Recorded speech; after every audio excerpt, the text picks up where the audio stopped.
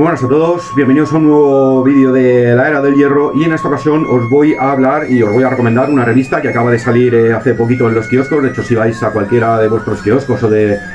tienda de prensa la vais a poder encontrar. Muy posiblemente muchos de vosotros ya la conozcáis, porque la verdad es que es una revista, yo creo que es de las revistas más destacadas de términos históricos, de temas históricos, que vais a poder encontrar en los kioscos, precisamente porque bueno, suele tratarlos de una forma muy académica y muy profesional, al menos con respecto de otras revistas que han salido, que lo suelen tratar un poco más por encima, un poco más de forma coloquial para que todo el mundo lo pueda entender. Y esta en concreto, Despertaferro, que es de la que os voy a hablar, pues al menos por mi experiencia sí que os puedo decir que trata unos temas muy bien llevados por parte de los diferentes arqueólogos e historiadores que suelen colaborar con ella. En esta ocasión es el número 69, como ya os digo, acaba de salir hace nada. De hecho, yo me la compré el otro día y la dedican a Pelayo y Covadonga. De hecho, el número se llama Don Pelayo y Covadonga. Aquí de hecho veis en la portada una ilustración bastante guapa, bastante cuca, muy adecuada, en la cual se ve un grupo de astures en la batalla de Covadonga y con el rey Pelayo, el futuro rey Pelayo del reino de Asturias, en la parte trasera ataviado como sería un visigodo, que es una forma de vestir muy adecuada y muy acorde para, seguramente, si es cierto que no se puede conocer al 100%, pero sí que es presumiblemente cómo vestirían en aquel tiempo los visigodos que heredaron el reino de Asturias y los propios astures que están combatiendo en la cima de la montaña contra la invasión musulmana, ¿no? El número, os voy a contar, os voy a enseñar antes de nada un poco por encima lo habitual, fotografías de los diferentes que acompañan los diferentes artículos de la publicación, y luego os quería enseñar a ver si puedo encontrar por aquí algunos mapas, porque la verdad es que una de las cosas que destacaría de Despertaferro, con independencia de que de este número o de otros, es la calidad de los mapas, que son muy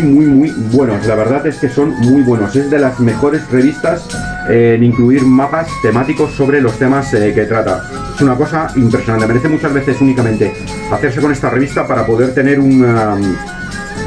documentación gráfica de los mapas, para poder utilizarlos o crear vuestros propios artículos o lo que quiera que sea, ¿no? Como os decía, la revista en esta ocasión trata pues de Asturias en época de los reinos germánicos, Pelayo y las élites astures, la rebelión de Pelayo y la batalla de Covadonga, la Asturias de Pelayo, una visión desde la arqueología, 9 reyes en 8 décadas, David contra Goliat, el reino de Asturias frente a los musulmanes, un reino nuevo, formación y consideración de la monarquía asturiana, la última resistencia, el sistema de cláusulas de la cordillera cantábrica y bueno, las habituales reseñas de libros que han salido, etcétera, etcétera, etcétera. Y ilustraciones, como siempre, muy buenas. Aquí de hecho veis la escapada de Pelayo atacado por los musulmanes cuando se escapa a Covadonga. Yo no me la he leído todavía entera, voy por la mitad más o menos, pero sí que es cierto que, otro mapa bastante destacado, sí que es cierto que, bueno, yo es una revista sinceramente que os recomiendo. Se habla un poco además en algunos de los artículos que aparecen de muchas cosas que son obviedades, pero que siguen formando parte de la creencia popular, ¿no? Como que la Asturias de la época de los visigodos ya no tiene nada que ver con la Asturias desde un punto de vista étnico, ni siquiera cultural, con la Asturias de la época romana, cuando los asturias lucharon contra los romanos, ni eran celtas, ni seguían conservando unas tradiciones celtas, ni nada por el estilo. De hecho, se establece que seguramente una de las ventajas que tuvo Pelayo al escapar del ataque de los musulmanes y resistir en Asturias era precisamente que los astures ya, si bien cierto, desde un punto de vista quizás no tanto étnico, que sería otro tema que también se aborda en la revista, lo que sería el tema étnico, o lo que podíamos entender como tema étnico vinculado a los godos en la época de la Hispania de los godos, pero sin entrar en ese tema todavía, sí que se habla que realmente, bueno, pues aquella Asturias ya estaba muy visigotizada, estaba muy romanizada desde un punto de vista cultural, desde un punto de vista de ellos mismos considerarse descendientes de una cultura, con independencia de que conservaran sus propias tradiciones identitarias propias de esa región, pero que ya no eran en cualquier caso los astures de esas tribus astúricas que resistieron a los romanos, ¿no? Por tanto, se sentían muy vinculados a lo que era el reino visigodo. También se habla, como estaba comentando, de cuál pudo ser la etnia de Pelayo, ya que algunos dicen que era hispano, otros dicen que era asturiano nativo, otros dicen que era visigodo, y realmente lo que se establece, es otra cosa que a día de hoy ya se da prácticamente por hecha, es que en el tiempo del reino de Asturias, mediante del tiempo de Ruderico, cuando invaden en 711, cuando invaden los musulmanes, realmente no se puede hablar de que existieran godos como tal. El concepto godo, el gentilicio godo, por decirlo de alguna forma, ya era una cuestión vinculada al reino, es decir, godos eran todos los habitantes del reino de los godos, con independencia que fueran hispano-romanos, hispano-celtas, celtíberos, astures, cántabros, vascones o los propios godos de origen germánico. En la época de Pelayo, cuando entran los musulmanes a la península ibérica, ya el término godo no está vinculado a una élite germánica que gobierna la península. Y como digo, pues se establece, digamos, prácticamente a todos los habitantes del reino visigodo. Por tanto, Pelayo, con independencia de que él tuviera ascendencia hispana, ascendencia germánica, ascendencia nativa astur, lo que quiera que fuera, era una persona que estaba vinculado a la nobleza visigoda del reino godo, y él se consideraba, y a él le consideraban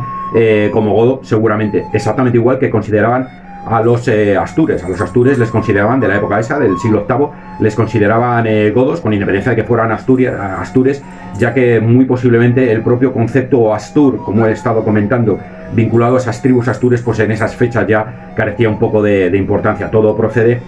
de tiempos más modernos, vinculados al romanticismo, a los nacionalismos, etcétera, etcétera, etcétera. Es una revista muy interesante, como ya os digo, por los artículos que aborda, todos ellos vinculados con el tema de la Reconquista, y sinceramente yo creo que para todos los que os gusta el tema, pues la vais a encontrar muy muy interesante. De hecho, aquí aparece también un guerrero astur, basado en una serie de yacimientos arqueológicos que han aparecido en la zona de la cornisa cantábrica,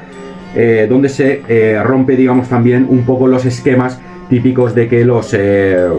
guerreros que resistieron en Covadonga pues vestían poco más o menos que como templarios o con armaduras medievales y tal, cuando realmente estamos en el final del reino visigodo. Vuelvo a insistir que lo más posible es que vistieran muy parecido a cómo vestían los visigodos de la batalla de Guadalete, los visigodos de Ruderico, del rey Ruderico, que nosotros que es Rodrigo. Así que aquí tenéis Despertaferro, una revista bastante interesante. Yo creo que os va a gustar, os la recomiendo sin ninguna duda, especialmente para todos los que os guste el tema de los visigodos, los tardovisigodos, ya por decirlo de alguna forma, es decir, el final del reino visigodo, y por supuesto para todos los que os guste el tema de la Reconquista. Ya sabéis que hace poco tuvo lugar la festividad de la toma de Granada, el 2 de enero, siempre está vinculada a una polémica, unos a favor, otros en contra. Normalmente son polémicas más relacionadas con temas políticos que con temas reales, ya que bueno, hay alguna gente que dice que la Reconquista no ha existido,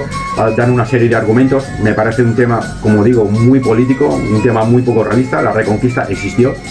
Sí que es cierto que el término Reconquista quizás es un término muy moderno. En las crónicas hispanas de aquellos tiempos se habla de la Restauratio, pero la Restauratio no deja de ser un intento por restablecer el reino visigodo perdido. Por tanto, desde los inicios insistió un intento por parte de los monarcas de Asturias y de los monarcas de León de reconquistar o de recuperar el reino que se había perdido con la invasión militar musulmana del 711 para restablecer ese reino visigodo, evidentemente con los herederos de ese tiempo. Sí que es cierto que no pudo ser como se planeó en un inicio, porque bueno, pues la historia es así, pasaron unos 800 años, el mundo musulmán era una potencia, eran los Estados Unidos de aquellos tiempos luchando prácticamente que contra campesinos que estaban en las montañas. Una serie de juegos de ajedrez, por decirlo de alguna forma, determinó que los cristianos tomaran ventaja, entre otras cosas porque el mundo musulmán tampoco era un mundo que estuviera en paz, vivían en constantes guerras, en constantes conflictos entre ellos. Prueba de ello es que el califato terminó dividiéndose en reinos taifales, cosa evidentemente que aprovecharon los cristianos. Como digo, no salió la Reconquista como se planeaba, pasaron muchísimos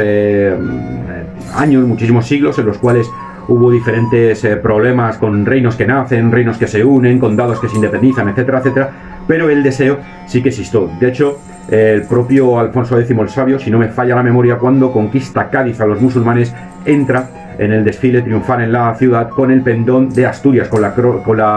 cruz de Covadonga de Asturias, en lo que es un claro gesto y un claro guiño de sentirse heredero de aquellos rebeldes visigodos, astur visigodos, que se rebelaron en Covadonga muchísimos años antes. Por tanto, Sinceramente, no os dejéis engañar, la Reconquista existió.